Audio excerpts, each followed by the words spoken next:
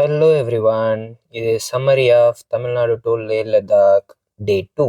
காலையில் 4 மணிக்கெல்லாம் எந்திரிச்சு குளிச்சு ரெடி ஆகிட்டு இன்னைக்கு எப்படியாவது ஒரு 500லேருந்து 600 கிலோமீட்டர் கவர் பண்ணிடணும் அப்படின்னு சொல்லி கர்நாடகாவில் இருக்கிற சித்ரதுர்காவிலேருந்து கிளம்பிட்டோம். கிளம்புன 10 நிமிஷத்துலேயே ஒரு ஃபோன் கால் வந்துச்சு. ப்ரோ சீக்கிரமாக போகாதீங்க, கொஞ்சம் மெதுவாக போங்க, நாங்களும் வந்து ஜாயின் பண்ணிக்கிறோன்னு. யாருன்னு கேட்டால் நம்ம ட்ராவல் பார்ட்னர்ஸ் தான். நேற்று வரமாட்டேன்னு சொன்னவங்க இன்னைக்கு கிளம்பி வந்துட்டு இருந்தானுங்க.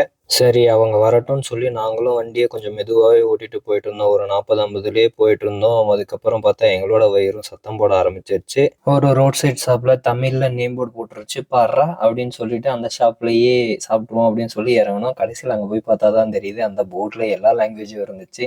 ஆனாலும் நாங்கள் அந்த தமிழில் பார்த்ததுனால தான் இன்னும் மேபி இது வந்து அவங்களோட பிஸ்னஸ் டாக்டிக்ஸாக இருந்திருக்கும் போல். ரோட் சைட் ஷாப்பாக இருந்தாலும் நமக்கு ஏற்ற மாதிரி இட்லி, வடை, தோசை, பூரின்னு எல்லாமே இருந்துச்சு. வேணுன்றதை வாங்கி சாப்பிட்டு அப்படியே மறுபடியும் வண்டியை உருட்ட ஆரம்பித்தோம். 11 மணிக்கு மேலே ஆயிடுச்சு. இவனுங்களும் வந்து ஜாயின் பண்ண வழியே காணோம். எங்கடா இருக்கீங்கன்னு சொல்லிட்டு லைவ் லொக்கேஷன் கேட்டால் எங்களுக்கும் அவங்களுக்கும் 250 கிலோமீட்டர் டிஃப்ரென்ஸ் இருக்குது. இது சரிப்பட்டு வராது. நம்ம ரைட் பண்ணிட்டு போயிட்டே இருந்தோம்னா அவங்க வந்து கண்டிப்பாக நம்மளை ஜாயின் பண்ண மாட்டாங்கன்னு சொல்லிட்டு ஒரு மரத்தடி நிழலாக பார்த்து படுத்துட்டோம். ஒரு வழியாக 3 மணி நேரத்துக்கு அப்புறம் எங்களை வந்து ஜாயின் பண்ணானுங்க. அவங்க வந்ததுக்கப்புறம் என்னடா இவ்வளோ நேரம்னு கேட்டால், ப்ரோ 450 கிலோமீட்ரு கிட்டத்தட்ட 6 மணி நேரத்தில் கவர் பண்ணியிருக்கோம் அப்படின்னானுங்க.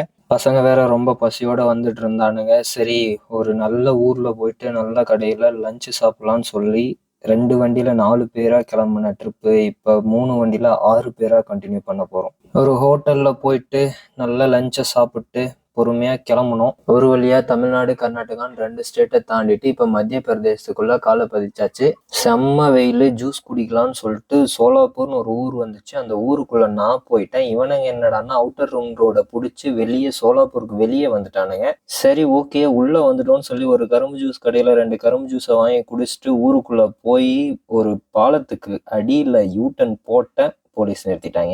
நானும் என்கிட்ட இருந்த எல்லா ப்ரூஃபையும் காட்டிட்டேன். அவங்க என்ன கேட்குறாங்கன்னு எனக்கு புரியல, நான் என்ன சொல்ல வரேன்னு அவங்களுக்கு புரியல. ஒரே ஒரு வார்த்தை மட்டும்தான் புரிஞ்சிச்சு. என்னன்னா பிரிட்ஜுக்கு அடியில் நான் வந்து ஓவர் ஸ்பீடில் வந்தேனாமா.